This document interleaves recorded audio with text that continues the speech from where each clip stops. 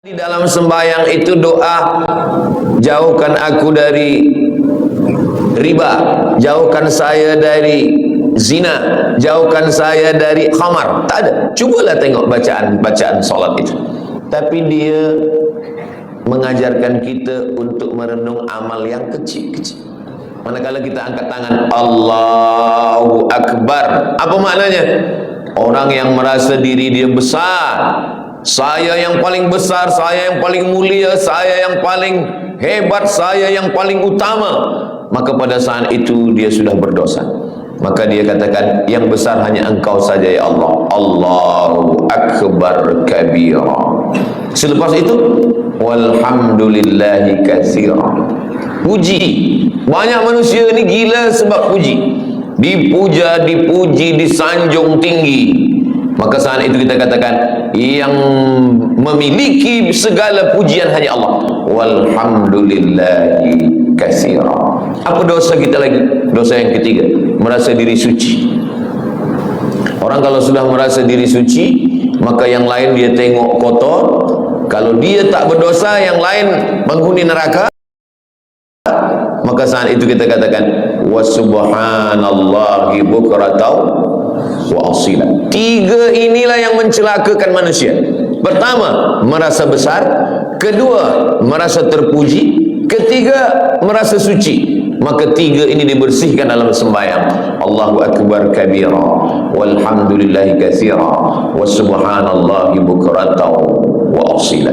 Kira-kira kita yang hadir ramai di Masjid Jami' Sultan Yahya Petra Macang ini, beramai-ramai tuan imam, datuk-datuk, datin-datin, semua yang berhadir jemaah ini, siapakah di antara kita ini yang terkena penyakit yang tiga ni? Pertama, merasa besar. Yang kedua, merasa dipuji. Yang ketiga, merasa suci. Tak ada yang tahu. Tapi kalau ditengok daripada zahirnya, yang merasa mulia adalah Ustaz Abdul Somad, sebab dia duduk tinggi, yang lain rendah di lantai. Siapa yang merasa dipuji-puji? Ustaz Abdul Somad juga dipuji-puji orang. Siapa yang merasa diri dia suci? Saya juga. Mungkin saya merasa diri saya lebih suci daripada orang lain. Jadi sebenarnya yang saya sampaikan ini bukan untuk orang lain, untuk diri saya dulu. Bila saya tunjuk orang, sebenarnya saat itu untuk orang lain satu jari saja, satu telunjuk saja. Yang keempat ini adalah untuk diri sendiri.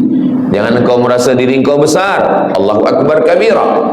Jangan engkau puji-puji gila dengan pujian. Walhamdulillahi katsira.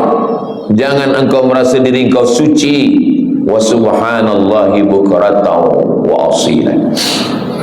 Jadi hijrah ini dibagi kepada tiga. Hijrah yang pertama, hijrahnya awam, hijrahnya orang yang paling rendah. Hijrah meninggalkan syirik, hijrah meninggalkan zina, hijrah meninggalkan khamar, hijrah meninggalkan riba, hijrah meninggalkan ghibah. Hijrah nampak. Tapi ada hijrah yang kedua, hijrah meninggalkan takbur. Tak nampak. Kalau khamar, nampak dia minum khamar. Kalau judi, nampak dia main judi. Tapi judi dululah. Dulu orang main judi memang nampak. Sekarang tak nampak. Nampak macam baca Quran, rupa judi online. Judi nampak. Orang yang minum khamar tahu bahawa dia sedang buat dosa. Orang yang berzina tahu bahawa dia sedang buat dosa. Orang yang sedang berjudi tahu bahawa dia sedang buat dosa. Ini hijrah yang rendah sekali. Tapi ada hijrah yang lebih tinggi lagi. Orang yang merasa diri dia sudah beramal, orang yang merasa diri dia paling banyak sedekah, orang yang merasa diri dia paling banyak zikir.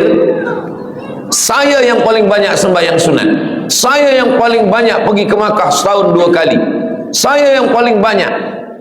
Makanya ada kitab Talbis Iblis. Iblis itu bila dia tak berhasil mengajak orang minum khamar, bila dia gagal mengajak orang berzina, bila dia gagal mengajak orang syirik, dia masuk dari pintu yang kedua. Apa itu? Dia buat orang merasa beramal. Yang pertama ni banyak orang sukses, banyak orang berhasil, dia tidak berjudi, dia tidak berzina, dia tidak minum khamar. Tapi manakala iblis masuk dari pintu level yang kedua, yang lebih tinggi, yaitu merasa diri lebih mulia, merasa diri sudah banyak amal, merasa diri penghuni surga, merasa yang lain adalah kotor. Pada saat itu, apa kata Nabi sallallahu alaihi wasallam?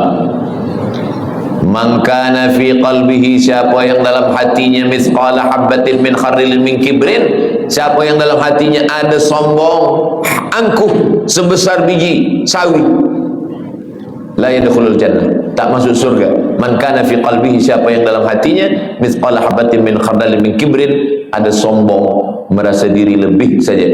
Iblis masuk ke dalam neraka bukan kerana digoda syaitan.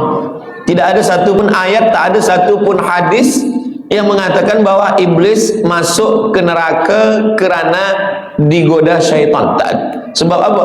Sebab syaitan dialah induk syaitan. Macam mana syaitan nak goda dia? Iblis tidak pernah menyembah Lata, Uzza, patung, kayu, batu, hantu, tak ada. Iblis tidak menyembah apapun. Dia menyembah Allah. Lalu kenapa dia keluar daripada surga? Allah Ta'ala bertanya. Allah bertanya bukan Allah tak tahu. Allah Maha tahu. Tapi Allah nak bagi tahu bagi sesiapa sahaja yang tak tahu. Malaka anta takabbara fiha. Kenapa engkau merasa diri engkau besar? Engkau merasa diri engkau mulia, wahai iblis. Apa kata iblis? Khalaqtani min nar. Engkau ciptakan aku daripada api. Wa khalaqtahu min tin. Adam kau ciptakan daripada tanah. Ana khairum minhu, saya lebih mulia daripada dia. Iblis dikeluarkan daripada surga bukan kerana minum khamar, bukan kerana berzina, bukan kerana menyembah berhala, bukan kerana perbuatan yang zahir, tetapi kerana perbuatan yang batin. Jadi hijrah kita adalah meninggalkan yang zahir. Selepas itu level yang kedua adalah meninggalkan yang batin. Hasad, dengki, busuk hati, merasa mulia, merasa lebih hebat, merasa banyak amal. Tapi ada yang lebih tinggi lagi. Lalai mengingat Allah Subhanahu wa ta'ala. Wala takum minal ghafilin. Jangan jadi orang lalai. Itu maka bila kita semua gerak kita ini mesti cepat balik kepada Allah. Kenapa dalam Islam ni banyak betul doa. Nak makan, Allahumma barik lana fi ma razaqtana wa qina azabannar. Selepas makan, alhamdulillahilladzi at'amana wa saqana. Nak tidur, bismika Allahumma ahya wa amut. Jangan dibaca sekarang, boleh tertidur. Jaga daripada tidur. Alhamdulillahilladzi ahyana ba'da ma amatana wa ilaihin nusyur. Menengok muka di cermin, innalillahi wa inna ilaihi raji'un. Allahumma kama hassanta khalqi fahassin khuluqi. Kenapa banyak betul dalam Islam ni doa. Naik kereta, subhanalladzi sakhkhara lana hadza wa ma kunna lahu muqrinin wa inna ila rabbina lamunqalibun. Bismillahir majriha wa mursaha inna rabbil ghafurur rahim. Kalau orang faham, sebenarnya setiap gerak kita mesti ingat kepada Allah Subhanahu wa ta'ala. Inilah hijrah level yang ketiga. Jadi kalau yang pertama mungkin kita dah tinggalkan semua yang haram-haram. Alhamdulillah Ustaz Somad, saya tak ada guna narkotik lagi, saya tak ada minum khamar, tak ada. Kenapa? Sebab tak ada yang jemput saya. Kalau free saya ikut juga. Na'udzubillah. Betul-betul lillahi ta'ala. Level yang kedua, bersihkan hati. Dia tak nampak lagi dosa-dosa yang tak nampak lagi, tapi dia ada dalam hati. Maka kata Nabi, ala fil jasadi mudghah. Di dalam badan ini ada seketul, ada segumpal, ada sekepal. Idza salahat salahal jasadu kullu. Kalau dia bersih, yang lain ikut bersih. Wa idza fasadat, kalau dia rosak, yang lain ikut rosak. Saya semalam bertolak daripada Pekanbaru Riau menuju Kota Baru. Masuk airport, kita lalu di pintu detektor. Kalau ada bawa besi atau bawa pisau, bawa apa, dia berbunyi. Dia berbunyi. Tak boleh lalu. Ustaz, jangan masuk dulu. Alhamdulillah. Kalaulah ada pintu macam itu juga, orang Jepun buatkan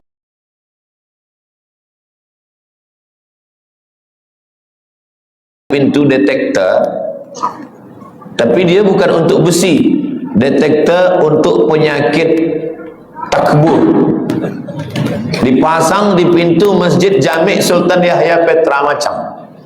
Siapa yang masuk pintu ni berbunyi, jamaah lalu berbunyi dia kecil, tapi bila Ustaz Somad lalu, selepas itu Ustaz Somad pula yang bercakap kepada jamaah bagi tazkirah, marilah kita bersihkan hati kita. Semua jamaah tersenyum. Hati Ustaz lebih kotor daripada hati kan? Sebenarnya kita dimuliakan Allah bukan kerana kita mulia, tapi karena Allah masih sayang, lalu dia menutupi isi hati kita. Cuba kalau Allah tak sayang, sekali kita sombong, Allah tumbuhkan satu tai lalat di muka kita. Mungkin muka kita ini dah hitam semua. Sekali kita merasa hasad, terus saja dinampakkan Allah secara zahir. Tapi Allah masih sayang dengan kita. Allah masih tutup aib kita.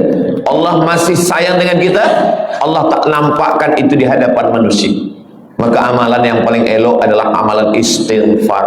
Astaghfirullahalazim alladzi la ilaha illa huwal hayyul qayyum wa atubu ilaih. Amalan yang lain boleh membuat orang sombong. Saya khatam Quran 1 hari 2 juzuk. Saya khatam Quran 1 bulan 10 kali. Boleh buat orang sombong. Saya profesor. Boleh buat orang sombong. Tapi amalan istighfar, makanya ada orang kadang istighfar saja amalannya, astagfirullah, astagfirullah. Tapi jangan sebab tazkirah ini dibalik-balik. Saya tak ingin kaji kita ini dibalik. Selepas ini bila ada orang, maksud saya, bila selama ini memang hafaz Quran, teruslah murajaah, jangan berhenti. Jangan sebab tazkirah Ustaz Abdul Somad ni, nanti petang balik dari Masjid Jami' ni ditanya, awak tak baca Quran? Nanti kalau baca Quran ni kita boleh sombong. Jadi kita istighfar saja. Bukan itu maksud saya. Kita tetap baca Quran, kita tetap hafaz Quran, kita tetap buat baik sedekah, tapi bersihkan hati kita dengan memperbanyak istighfar. Istighfar pun betul-betul dari lubuk hati yang paling dalam. Itulah mana hijrah. Astaghfirullahalazim alladzi la ilaha illa huwal hayyul qayyum wa atubu ilaih. Sebab setengah orang ada dia nak ingin supaya banyak. Sebab kata tok guru, engkau istighfar 100 kali sehari. Sebab dia nak banyak, maka istighfar ni dia cakap bunyi banyak-banyak hingga bunyinya pun tak nampak lagi. Bila kita dengar dekat entah apa-apa kan, macam makan bubur kacang hijau panas. Kita tidak begitu. Kita sebab ingin banyak bukan berarti cepat. Maka kita tetap pelan. Astaghfirullahalazim alladzi la ilaha illa huwal hayyul qayyum wa atubu ilaih. Apa janji Nabi sallallahu alaihi wasallam untuk orang yang banyak istighfar? Man lazimal istighfar, siapa yang membanyakkan istighfar, siapa yang melazimkan istighfar, ja'alallahu lahu min kulli dhiqin makhraja, segala kesempitannya Allah bagi makhraja, kelapangan. Wa min kulli hammin faraja, segala kesusahannya dibagi Allah kebahagiaan. Wa razaqahu min haitsu la yahtasib, diberi Allah rezeki dari jalan yang tidak disangka-sangka. Semoga kita termasuk orang yang beristighfar insyaallah. Itu janji Nabi. Janji Allah Ta'ala dalam Al-Quran untuk orang yang beristighfar ada 6. Surat Nuh ayat 10 hingga 11. Faqultu astaghfiru rabbakum, perbanyaklah beristighfar kepada Allah. Innahu kana ghaffara, diampunkan Allah dosa. Yursilis samaa'a 'alaikum midrara, diturunkan hujan. Wa yumdidukum bi amwalin, diberikan harta, wa banin, anak, wa yaj'al lakum jannatin, diberikan taman-taman surga, wa yaj'al lakum anhara, diberikan sungai. Makna sungai adalah rezeki yang tak putus. Makna sungai adalah kelapangan hati. Makna sungai adalah anak yang soleh. Makna sungai adalah hati yang lapang. Begitulah Allah memberikan keutamaan istighfar. Maka setiap ingat dosa, setiap merasa kita lebih suci, setiap merasa kita lebih mulia, setiap merasa ada hasad dengki, setiap merasa, maka kita katakan astaghfirullahaladzim alladzi la ilaha illa huwal hayyul qayyum wa atubu ilaih. Kalau kita tengok nabi-nabi itu, nabi-nabi itu dia tak ada minta. Di dalam 3 kegelapan, gelap malam, gelap laut, gelap perut ikan. Dalam gelap malam 1 gelap, dalam gelap laut 2 gelap, gelap perut ikan 3 gelap. Dan dia tak ada minta, keluarkan aku dari gelap ini, terangkanlah ya Allah. Tak ada. Apa doa? Apa minta dia? La ilaha illa anta subhanaka inni kuntu minaz zalimin. Anak kita pun hafaz. Semua kadang kita lupa. Bila lampu padam, kita pun terkejut. Padahal kita hafaz. La ilaha illa anta subhanaka inni kuntu minaz zalimin. Banyak orang menghafaz doa. Banyak orang menghafaz doa, tapi setakat menghafaz. Bila kita hanya menghafaz doa dan kita lupa bila peristiwa itu terjadi, maka kita lebih kurang macam burung yang boleh bercakap. Burung bila diajar dia bercakap good morning, good morning, good morning. Pukul 5 petang pun bila kita datang good morning juga dia kata. Sebab apa? Sebab dia menghafaz saja. Banyak orang menghafaz doa tapi dia tidak berdoa.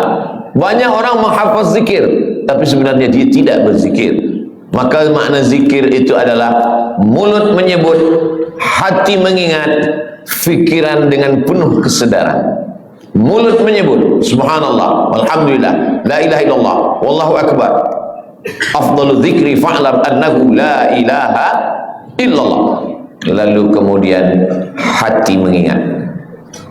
Kalau mulut menyebut berbunyi, bersuara, lidah bergerak, tapi ketika hati tak ada bunyi, tak ada suara. Makanya kalau ada seseorang diam saja, itu dia sedang mengingat. Bila kita tanya, awak ingat siapa? Bini saya. Alhamdulillah, asal jangan bini orang. Na'udzubillah. Allah Subhanahu wa taala ajarkan kita ini semua supaya apa? Supaya kita hijrah. Hijrah daripada lalai kepada zikir. Hijrah daripada syirik kepada tauhid. Hijrah daripada maksiat kepada taat. Maksiatnya ada yang zahir, maksiat ada yang batin, dan maksiat ada yang paling halus sekali adalah lalai. Kenapalah Allah bagi saya sakit, Ustaz Abdul Samad? Padahal saya ni kalau sihat, saya boleh membina masjid. Kalau sihat, saya boleh menolong anak yatim. Saya ni baik kalau sihat, tapi kenapa saya sakit? Kalau kamu sihat, kamu bersama nikmat Allah. Tapi kalau kamu sakit, kamu bersama Allah. Orang kalau sedang sihat, dia bersama nikmat Allah. Tapi kalau sedang sakit, dia sedang bersama dengan Allah. Allah ingin antara dia dengan hambanya tidak lagi ada penghalang. Nikmat pun boleh menjadi penghalang. Makanya Nabi Muhammad SAW, apa kata Allah Ta'ala? Yas'alunaka 'anil khamri wal maisir. Kalau mereka bertanya kepada engkau tentang khamar dan judi, qul, katakan ya Muhammad SAW, yas'alunaka 'anil ahillah. Kalau mereka bertanya kepada engkau tentang anak bulan, bulan hilal, bulan sabit, qul, katakan ya Muhammad SAW, yas'alunaka madza yunfiqun. Kalau mereka bertanya kepadamu tentang apa yang disedekahkan, qul, katakan ya Muhammad SAW. Tapi bila tentang zikir, wa idza sa'alaka ibadi anni, kalau hambaku bertanya kepada engkau tentang aku, tak ada Allah mengatakan katakan ya Muhammad, tidak. Tapi Allah terus saja berkata, wa idza sa'alaka ibadi anni fa inni qarib, aku dekat. Apa kata ahli tafsir? Allah ingin supaya antara kita dengan Allah tak ada sempadan, tak ada perantara, tak ada penghalang, tak ada apapun, supaya kita ingat kepada Allah.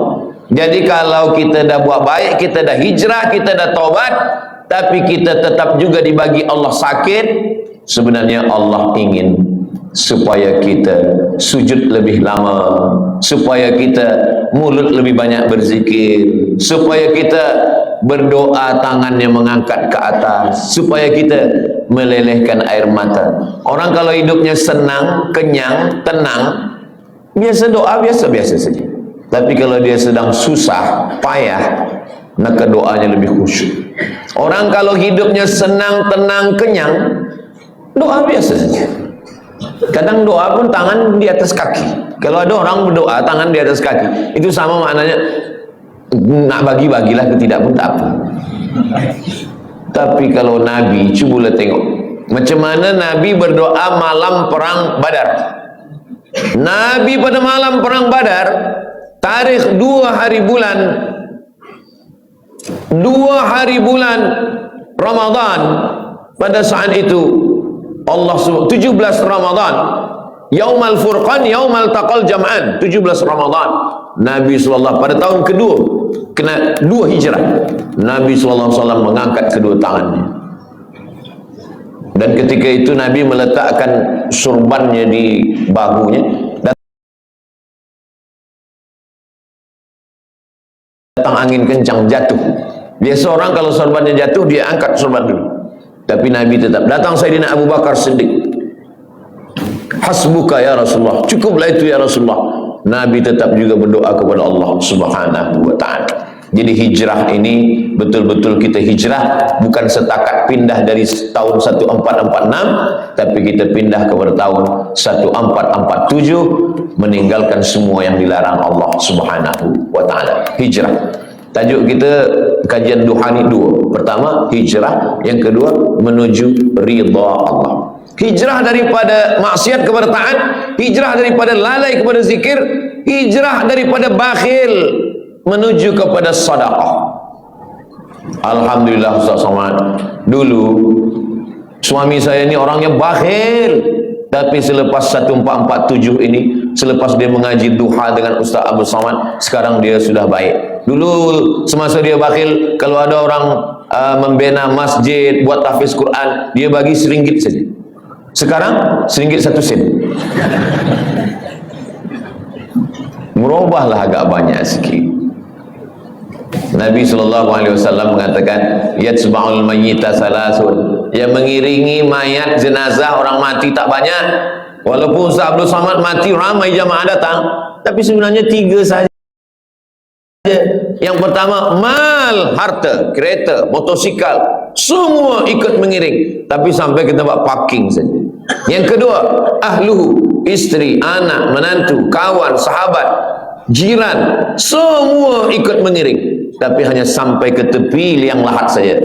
Yarji'u usnani, yang 2 ni balik ke rumah. Wa yabqa wahidun, yang kekal, yang tinggal hanya 1. Wa amaluhu amal. Dan di antara amal yang banyak ini, ada haji, ada umrah, ada zikir, ada hafaz Quran, ada baca Quran. Di antara 3 amal-amal yang banyak pun, di antara amal itu, orang-orang mati itu kalau ditanya dia, wahai mayat-mayat, wahai jenazah-jenazah, wahai orang mati, maukah kamu hidup lagi? Dalam Al-Quran Allah Ta'ala bercerita khas untuk itu. Orang mati itu menjawab, laula akhartani ila ajalin qarib, ya Allah, kalau engkau bagi kami hidup lagi, bagilah kami hidup lagi ya Allah, qarib, kejap, sikit saja, 1 minit, 1 second pun boleh engkau bagi hidup kami. Kata Allah Ta'ala, kalau aku bagi kamu hidup, kamu nak buat apa? Mereka tak ada cakap kami nak buat haji, tak ada. Kami nak buat umrah, tak ada. Kami nak buat sembahyang, tak ada. Lalu Allah tanya, kamu nak buat apa kalau aku bagi hidup? Fa'as-saddaqa, kami ingin bersedekah. Kami ingin bersedekah. Maka hijrah maknanya dari bakhil kepada sedekah. Mari kita lancarkan kutipan derma. Sebenarnya saya nak masukkan ini bagi tujuan sumbangan pembangunan Ma'had Tahfiz Al-Quran dan tabung pengimarahan Masjid Sultan Yahya Petra Macang.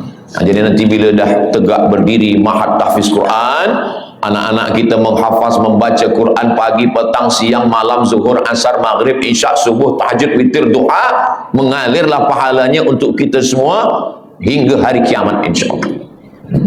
Isikan ke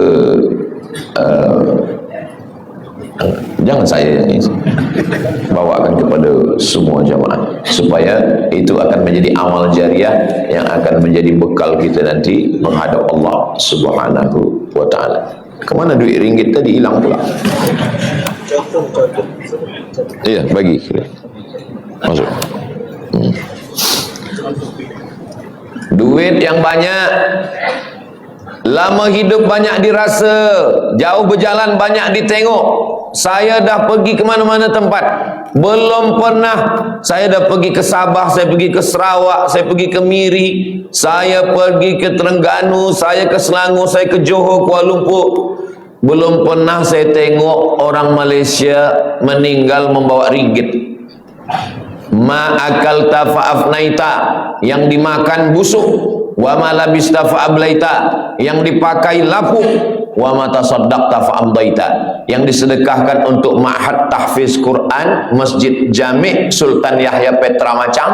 Inilah yang akan kekal abadi hingga hari kiamat nanti insyaAllah. Amin ya rabbal alamin. Rumah besar yang kita tinggalkan, bila kita mati, habis, diambil semua oleh ahli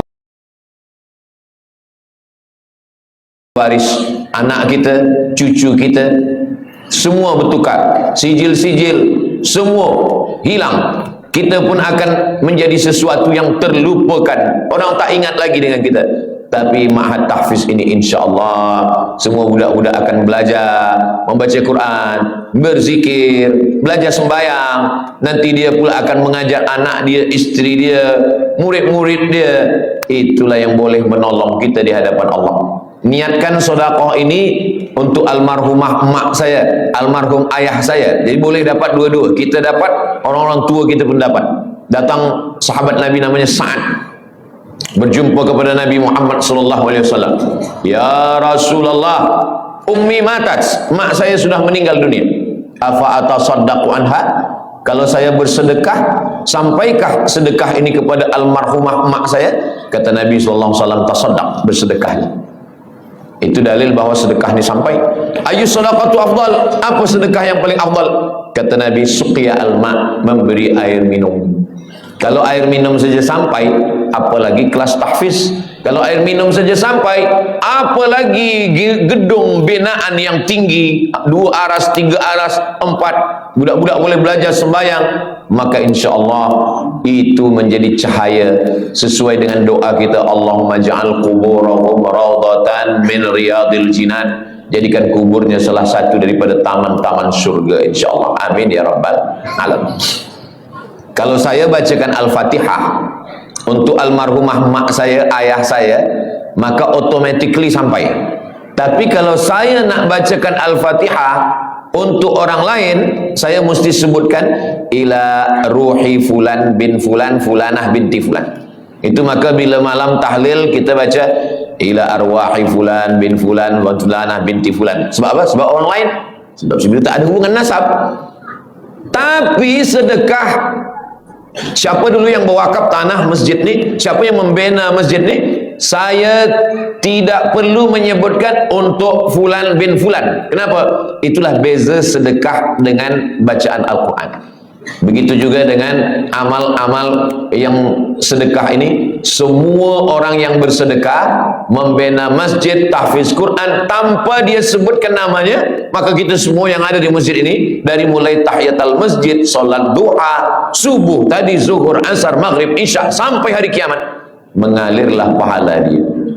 Sebenarnya kalau kita pikir-pikir, kita ini lebih lama di atas tanah atau di dalam tanah? Imam Syafi'i lahirnya di Gaza.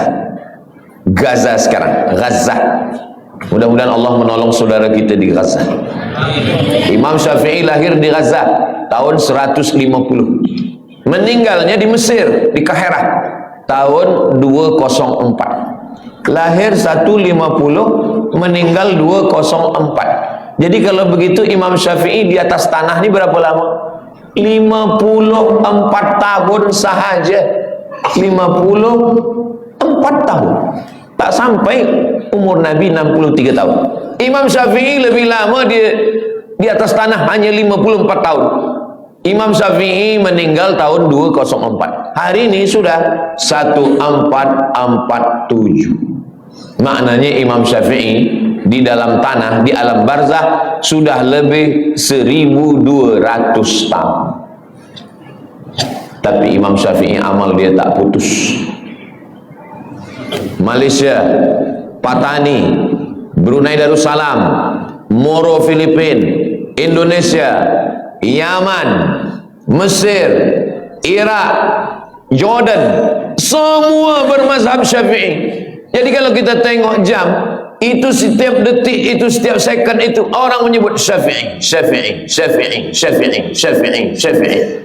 Dari mana kita tahu sembahyang? Dari perukunan Melayu. Perukunan Melayu itu diambil daripada mana? Dari kitab Sabilal Muhtadin, Syekh Muhammad Arsyad Al-Banjari. Sabilal Muhtadin diambil daripada mana? Dari kitab-kitab fiqh mazhab Syafi'i. Kitab fiqh mazhab Syafi'i yang paling kecil, Matan Taqrib. Yang agak besar, Fathul Qarib. Yang lebih besar, I'anatul Talibin. Yang lebih besar, Kanzur Raghibin Mahalli. Yang lebih besar lagi, Al-Majmu' Syarah Muhazzab Imam Nawawi. Imam Nawawi itu siapa? Imam Nawawi imam besar kedua dalam mazhab Syafi'i. Imam Nawawi dapat ilmu dari mana? Dari guru-guru dia, sampailah kepada Imam Al-Muzani, sampai kepada Imam Al-Buaiti, sampai kepada Imam Rabi. Lalu kemudian Imam Buaiti, Imam Muzani, Imam Rabi ini dapat, Al-Muradi dapat ilmu dari mana? Mereka belajar kepada Imam Syafi'i. Tadi saya sarapan makan pagi di hotel. Selepas itu datang seorang, muka dia saya tengok macam Arab. Lalu dia tanya, ini orang yang ada di sini ni mazhabnya apa? Kata dia. Kata saya, ini negeri Melayu ni mazhabnya ala mazhabil Imam Syafi'i. Mereka ni semuanya mazhab Syafi'i, kata saya. Oh, kata dia, rupanya dia subuh tadi sembahyang di masjid. Dia terkejut. Saya tanya, awak dari mana? Saya dari Perancis, dari Paris, kata dia. Oh, Paris ni mazhab apa agaknya? Negeri awak dari mana? Saya dari Aljazair Maghribi, Aljazair, Tunisia, Libya, Mauritania, Andalusia. Itu mazhabnya mazhab Maliki. Patutlah dia terkejut. Mungkin dia tak tahu tentang mazhab Syafi'i. Macam mana beza Maliki dengan Syafi'i ini? Mazhab Maliki, tangan dia turun lepas ke bawah. Mazhab Syafi'i, dia letakkan tangan. Maliki lepas ke bawah. Mazhab Maliki tak ada baca bismillah, terus saja alhamdulillah, Allahu Akbar, alhamdulillahi rabbil alamin. Oh, kalau begitu Makkah Madinah itu Maliki? Tak, itu Hambali. Hambali ada bismillah tapi kecil aja. Alhamdulillahi rabbil alamin. Sedangkan mazhab Syafi'i, bismillah dia jahar. Bismillahirrahmanirrahim. Subuhnya mazhab Syafi'i berkunut selepas rukuk.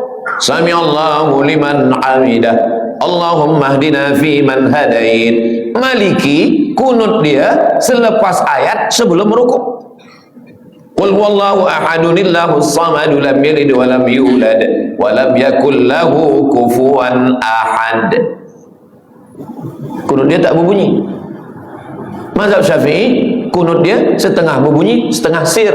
Mazhab Maliki kunut dia tak berbunyi semua. Mazhab Hambali tak berkunut. Kalau suami saya Ustaz Abdul Somad, dia tak berbunyi, tak berkunut dan tak sembahyang. Itu mazhab Abu Lahab lah. Saya ingin nak sampaikan, walaupun Imam Syafi'i duduk atas dunia ni 54 tahun, tapi amal dia 1200 tahun sampai hari kiamat. Orang masih tetap waqala al-Imam Syafi'i, waqala al-Imam Muhammad bin Idris Asy-Syafi'i. Kita, apa yang boleh kita tinggalkan? Meninggal kita hari ini, esok orang dah lupa dengan kita. Kita hidup sekarang, 3 hari kita tak tak isi status di FB, orang dah lupa dengan kita. Itu maka lepas program ini nanti kita status. Supaya apa?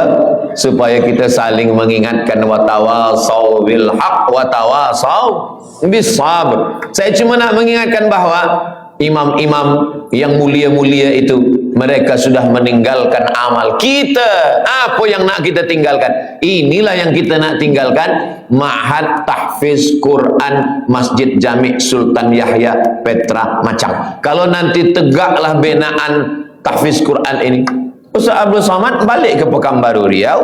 Ustaz Abdul Somad bukan orang Kelantan. Ustaz Abdul Somad duduk kat Sumatera, bukan Semenanjung, tapi pahalanya tetap sampai. Mudah-mudahan Ustaz Abdul Somad dapat juga pahalanya, insyaAllah. Dari bunyi aminnya nampaknya kurang bersetuju. Amin ya rabbal alamin. Tajuk kita kajian duha ini dua. Yang pertama hijrah, yang kedua menuju ridha Allah. Hijrah kita dah bahas, sekarang kita bahas tentang ridha Allah. Apa ridha ini? Ridha ini kata ulama, makna ridha adalah sururul qalbi bimururil qada. Itulah ridha. Sururul qalbi bimururil qada, hati merasa senang ketika takdir Allah berlaku pada diri. Itulah dia ridha. Hati senang ketika takdir Allah berlaku pada diri. Saya sudah pikir-pikirkan, sembayang insyaAllah kita boleh, puasa insyaAllah kita tahan, keluar duit pergi haji, tawaf, sa'i, wukuf di padang Arafah, mabit di Muzdalifah, Mina, melontar jumrah, insyaAllah kita sanggup. Diri saya sendiri, yang paling berat dalam ajaran Islam ni adalah ridha. Ridha inilah yang paling berat. Maka saya jarang sekali membahaskan tentang ridha, sebab ridha ni berat. Tapi bila saya sampai ke Masjid Jami' ini, saya tanya Tuan Imam, apa tajuk kita? Hijrah menuju ridha Allah. Oh, ini mesti saya sampaikan, tak boleh tak disampaikan. Sururul qalbi bimururil qada. Petang semalam saya duduk dengan ahli keluarga yang menjadi aksiden beberapa waktu lalu, meninggal beberapa penuntut student daripada Terengganu dalam aksiden bas. Lalu kemudian saya diminta untuk menyampaikan ayat-ayat Al-Quran untuk memberikan kesabaran, ketabahan. Saya bila menyampaikan itu, yang terfikir dalam hati dan fikiran saya, Ustaz Somad suruh orang sabar, bacakan ayat, tapi yang meninggal ni anak orang lain. Macam mana kalau anak ustaz yang kena? Mungkin kalau anak saya yang berlaku pada anak saya, ahli keluarga saya, mungkin ayat itu pun hilang, hadis-hadis itu pun terbang. Tapi itulah Allah Subhanahu wa ta'ala. Maka dia suruh ketika orang lain yang kena musibah, kita yang memberikan kesabaran. Ketika ada dua orang perempuan, seorang perempuan ni anak dia meninggal, datanglah jiran dia mengatakan, sabar, engkau sayang pada anak engkau, Allah lebih sayang. Allah pinjamkan anak itu kepada engkau setahun, 2 tahun, lepas tu dia ambil. Sabar ya, sabar. Lalu jiran dia ni pun sabar. Rupanya tak lama selepas itu anak dia pula meninggal. Menangis dia lebih kuat lagi. Rupanya kita ni paling senang adalah menasihati orang lain. Tapi bila kita yang terkena, suatu ketika Nabi lalu di kubur. Masa Nabi dilalu di kubur tu, rupanya ada seorang perempuan sedang berziarah di kubur anaknya. Kata Nabi, sabar. Sabar ya, kata Nabi. Dia marah. Apa kata dia? Alaika anni innaka lam tusab bi musibati. Pergi engkau sana. Jangan suruh saya sabar. Engkau mengatakan suruh sabar-sabar tu sebab engkau tak kena musibah macam saya. Pergi sana. Selepas itu orang bagi tahu dia, kamu tahu tak siapa yang kamu halau tadi? Tidak, itu Nabi. Oh. Lepas itu dia pun pergi jumpa Nabi SAW. Ya Rasulullah, maafkan saya. Saya tadi memang tersilap, terlupa, saking susahnya hati saya. Saking kan sedihnya hati saya, anak saya meninggal, maka saya halau engkau ya Rasulullah. Kata dia, sekarang saya dah sabar ya Rasulullah. Apa kata Nabi? Innamas sabru fis sadmatil ula. Sabar itu pada pukulan yang pertama. Pada saat kita terpukul yang pertama, disitulah nampak mana yang ridha, mana yang tidak. Mudah-mudahan kita dibagikan Allah keridhaan, insyaAllah. Ustaz, pernahkah mengalami musibah? Ya, saya ikut exam untuk menjadi pensyarah. Dari mula bawah saya dah ikut. Dia tanya mana sijil BA. Nih, sijil BA daripada Azhar. Mana sijil master? Nih, sijil master daripada Darul Hadis Al-Hasaniyah Maghribi. Berapa tulis dulu tesis? Nih, saya tulis Rijalul Muwatta' was Sahihain alladzina dha'afuhum an-Nasa'i fi kitabid du'afa wal matrukin jam'an wa dirasatan. Nih, selepas itu semua dah okey, selepas itu temu bual. Dia tanya, awak baru balik dari Maghribi? Ya. Nak jadi pensyarah? Ya. Dah berapa lama mengajar? Belum ada, sebab baru balik lagi. Tinggal berdua saja. Yang akan menjadi pensyarah ni seorang saja, dan kami berdua. Saya berharap, ya Allah, sayalah yang jadi pensyarah ni, ya Allah, tolonglah ya Allah. Kalau saya jadi pensyarah ni, saya nak tolong mak saya nak senangkan dia, saya nak bawa dia ke Mekah, saya nak balas budi baik dia, tolonglah ya Allah. Rupanya takdir berkata lain. Kawan saya kirim, masa tu belum ada WhatsApp lagi, kirim SMS. Abdul Somad, engkau tidak lulus menjadi pensyarah. Saya turun, rasa-rasa tanah tu lembut macam dodol. Rasa-rasa tanah tu macam berlumpur, lunak dipijat. Begitulah rupanya. Jadi saya pun menyampaikan sururul qalbi bimururil qadha, ini kata ulama, bukan kata saya. Kalau kata saya, memang berat menjalani ridha, menerima takdir Allah SWT. Seorang pemuda datang, saya dah doakan lama supaya berjodoh menikah dengan dia dalam tahajud saya, ya Allah. Tiba-tiba saja datang jemputan, barakallahu lakuma wa baraka alaikuma wa jama'a bainakuma fi khair. Macam mana ni Ustaz Abdul Somad? Tentu saya nak kuatkan hati dia. Kuatkan hati kamu. Bunga bukan setangkai, kumbang bukan seekor. Patah tumbuh hilang berganti, hilang satu tumbuh seribu. Oh, dia boleh kuat. Saya kuat Ustaz. Tiba balik di rumah, meleleh air mata, hancur berkeping. Saya nasihatkan kepada pemuda-pemuda belia-belia, maka lapangkan hati, pandang jauh dunia. Dunia ini, jangan menjadi pemuda belia berkata engkaulah perempuan satu-satunya. Itu bohong, dusta. Begitu banyak perempuan. Saya saja, saya yang sudah tua macam ini, yang umur sudah 48 tahun, lahir 18 hari bulan Mei 1977, dah tua, kurus, hitam. Cubalah tengok di komen-komen Instagram, di YouTube, masih ada orang tulis, Ustaz Abdul Somad, jadikan saya yang kedua ya. Saya nak bagi tahu supaya dunia ni bukan sempit betul. Dunia ni sebenarnya lapang. Lalu yang membuat dunia ni sempit siapa? Kita sendirilah yang membuat dunia ni sempit.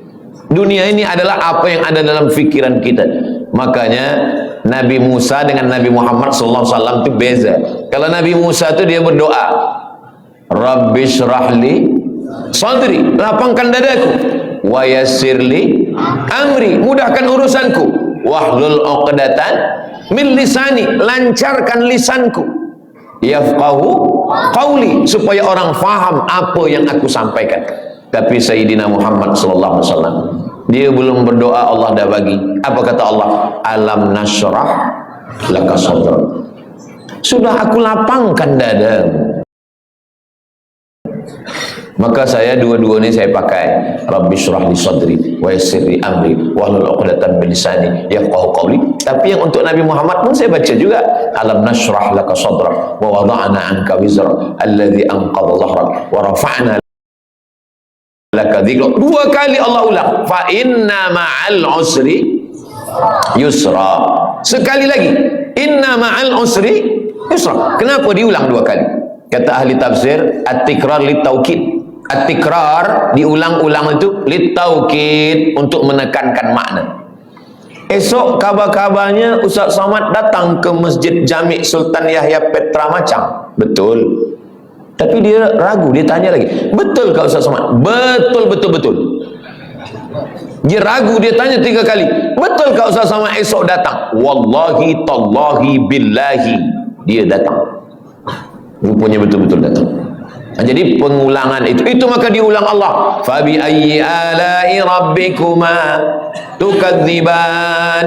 Kenapa kamu masih mendustakan lagi nikmat Allah Subhanahu wa taala? Nah, macam mana kita boleh mencapai sururul qalbi bi mururil qada? Ustaz Abdul Somad nak bahaskan tentang hati senang menerima takdir. Dia pun dulu waktu menerima takdir itu dia risau, dia gelisah, dia susah. Kita semasa senang banyak kawan, semasa gelap banyak sahabat, tapi bila kita susah, kita sedang dipertemukan dengan teman sejati.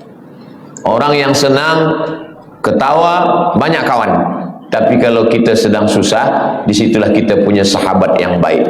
Ketika Nabi dikejar dalam peristiwa hijrah, siapa sahabat-sahabat yang paling dekat?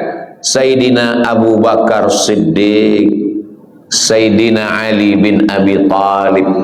Maka kalau kita ingin ridha kepada takdir Allah, jangan bersendirian. Man syadda syadda finnar. Siapa yang sendiri-sendiri masuk neraka. Alaikum bil jamaah, maka hendaklah kita berjamaah. Masalul mukminin kamasalil asjar.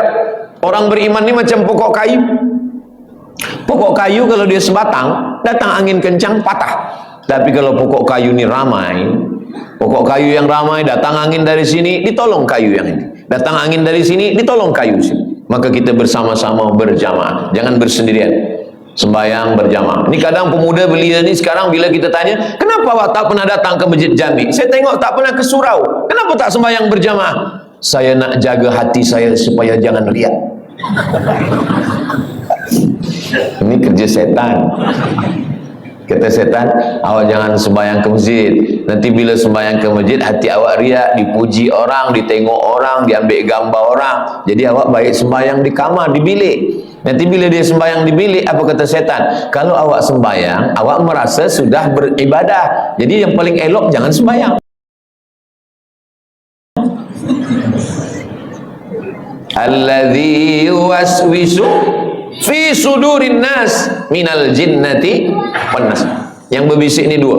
Yang pertama jinnati, yang kedua nas. Kalau yang berbisik ini jinnati, senang kita nak halau dia. Allahu la ilaha illa huwal hayyul qayyum. Tapi kalau yang berbisik ini nas, kita halau dia dengan ayat kursi, dia hafaz Yasin. Maka berjamaah supaya kita senang menerima takdir Allah berjamaah. Bila kita lupa, bila kita silap, bila kita khilaf, bila kita selalai, ada orang lain yang ingatkan kita. Yang kedua, wasta'inu bis sabri. Sabri maknanya menahan. Sabri maknanya imsak. Sabri maknanya saum. Makanya bulan Ramadan itu disebut dengan fasum saumas sabri. Sabri menahan. Tahan tangan, jangan pukul-pukul pipi. Sebab dulu orang kafir musyrik jahiliyah bila ada keluarga dia mati dia potong. Rupanya sekarang ni saya tengok ada video, ada satu suku di Afrika ke di mana, bila ada keluarga yang mati, kita mesti sedih seperti mati. Maka bila ada keluarga yang mati, jari ni mesti dipotong. Iya kalau yang mati satu, kalau 10. Dalam Islam kita diajarkan untuk menahan. Tahan pipi, jangan dipukul. Tahan tangan, jangan menarik. Sebab dulu bila ada orang meninggal, menarik-narik rambut, mencakar-cakar muka. Syukur kalau yang ditarik rambut dia. Kalau rambut orang lain, wasaqal juyub, mengkoyak-koyak baju, jangan sampai. Maka kita tahan tangan. Lisan, mulut, kenapa ayah saya, kenapa mak saya, kenapa isteri saya, kenapa suami saya, tahan mulut. Maka mulut istirja, inna lillahi wa inna ilaihi raji'un. Hati berzikir, la ilaha illallah, subhanallah, walhamdulillah, wa la ilaha illallah, wallahu akbar. Lalu kemudian bisabri, menahan. Tapi ada yang tak boleh ditahan. Air mata tak boleh ditahan. Air mata meleleh.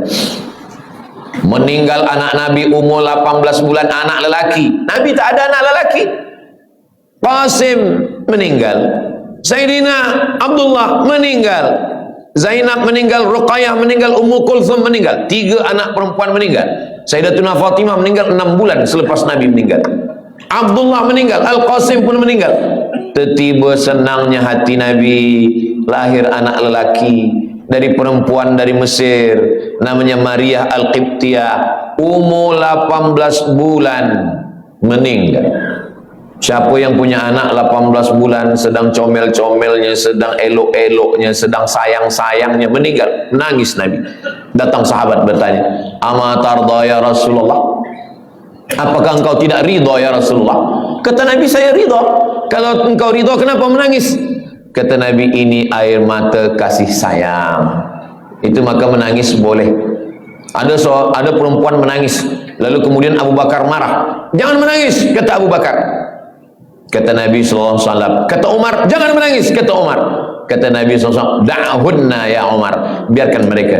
Yang tak boleh itu meratap, yang tak boleh itu meraung. Adapun melelehkan air mata, maka itu adalah air mata kasih sayang. Bahkan Nabi ketika menguburkan sahabat namanya Utsman bin Maz'un, Nabi turun ke liang lahatnya, Nabi pegang jenazahnya, dan air mata Nabi meleleh hingga sampai kepada janggut Nabi. Kalau air mata sampai kepada janggut, itu bukan setetes 2 tetes, tapi banyak. Itu menunjukkan air mata kasih sayang Nabi Muhammad sallallahu alaihi wasallam. Bila nanti jamaah yang ada di Macang mendapatkan berita Ustaz Abdul Somad meninggal, jangan datang ke Riau, jangan datang ke Pekanbaru, jangan datang melawat menengok jenazah saya. Kenapa macam tu Ustaz? Sebab tangan saya tak boleh menghapus air mata. Tapi kalau nampak-nampaknya saya ni lebih kurus, saya ni lebih tua, mungkin kalau masalah mati ni nampaknya saya lebih dulu. Janganlah macam tu Ustaz. Kami ingin Ustaz sihat lebih lama tazkirah. Maksudnya saya lebih dulu mengiring jenazah awak. Mati mana ada kita tahu. Orang mati itu bukan kerana dia berperang, orang mati bukan kerana dia naik kereta. Orang kalau dah sampai ajalnya, duduk di rumah, makan, batuk pun mati. Itulah punca daripada tauhid. Tapi kalau manusia berpikir, kalaulah dulu dia tak pergi, kalaulah dulu dia begini, kalaulah dulu dia tak minum, kalaulah dulu dia tak banyak makan, kalaulah dulu, kalau. Itulah yang merosakkan fikiran manusia. Satu kalau akan disusul oleh, kalaulah dulu dia tak banyak minum gula, kalaulah dulu dia tak makan kambing, kalaulah dulu dia tak makan roti, kalaulah dulu dia tidak. Padahal yang tak makan pun mati juga. Maka sebenarnya kulu, makanlah, washrabu, minumlah, wala tusrifu, jangan mubazir, jangan melampau, jangan berlebih-lebihan, la ta'tadu, jangan melampau. Innallaha la yuhibbul mu'tadin, Allah tak suka pada orang yang melampau. Lalu kemudian bagaimana cara supaya kita ni boleh ridha? Nanti sampai masanya kita semua akan disila masuk ke dalam syurga Allah. Apa kata malaikat? Apa kata Allah? Wasiqal ladzina taqaw rabbahum ilal jannati zumara. Mereka semuanya akan dibawa masuk ke dalam surga. Begitu mereka sampai di surga, apa kata malaikat? Salamun qawlam mir rabbir rahim. Apa kata malaikat? Salamun alaikum, selamat, tahniah, tibatum, kamu sudah berbuat baik, fadkhuluha khalidin, masuklah kamu ke dalam surga khalidin, kekal selamanya, tak keluar lagi daripada surga. Mudah-mudahan kita semua masuk surga insyaAllah. Selepas kita masuk surga semua, Allah bertanya, madza turidun, wahai orang yang sudah masuk surga, madza turidun, kamu nak apa lagi? Apa yang kamu nak? Semua dah ada, semua sudah ada di surga. Tapi kemudian mereka berkata, kami nak satu ya Allah, yang belum ada satu, semua dah ada. Makanan, Semua dah ada, tapi ada satu yang kami belum dapat. Apa dia? Ridhamu. Kata Allah, yang dapat ridhaku hanya orang yang ridha menerima takdir. Itulah kenapa kita selalu berdoa masa kita tawaf, subhanallah walhamdulillah wa la ilaha illallah wallahu akbar. Begitu kita sampai pada rukun Yamani menuju kepada Hajar Aswad, doa kita berubah, Rabbana atina fid dunya hasanah wa fil akhirati hasanah wa qina adzabannar. Selepas itu kita tambah, Allahumma inna nas'aluka ridhaka wal jannah. Jangan minta surga. Kenapa? Sebab semua umat Nabi Muhammad SAW masuk surga, tapi mintalah ridha. Masuk surga belum tentu dapat ridha, tapi kalau dapat ridha pasti dapat surga. Wala saufa yu'tika rabbuka fatarda. Mudah-mudahan yang menyampaikan, yang mendengar semuanya mendapatkan ridha dan mendapatkan surga Allah Subhanahu wa taala. Itulah tajuk yang saya sampaikan pagi ini. Kajian duha kita adalah hijrah menuju ridha Allah Subhanahu wa taala. Tadi saya sampaikan pukul 9, sekarang sudah pukul 10, 60 menit. Itu biasa tazkirah Ustaz Abdul Somad. Tak lebih, tak kurang. Mudah-mudahan apa yang saya sampaikan ini menjadi amal jariah buat kita semua. Kita sampaikan kepada kawan sahabat jamaah semua, dan kita semuanya hijrah, dan kita semuanya mendapatkan ridha Allah SWT. Amin ya rabbal alamin. Banyak cakap saya, kata-kata yang tak berkenan di hati, menyinggung perasaan. Saya Al-Faqir Abdul Somad, hamba Allah yang dhaif. Mohon maaf atas segala silap, khilaf dan salah. Terima kasih segala perhatian. Saya tutup dengan pantun penutup. Menangkap puyuh di Bukit Selasih. Thank you dan terima kasih. Wassalamualaikum warahmatullahi wabarakatuh.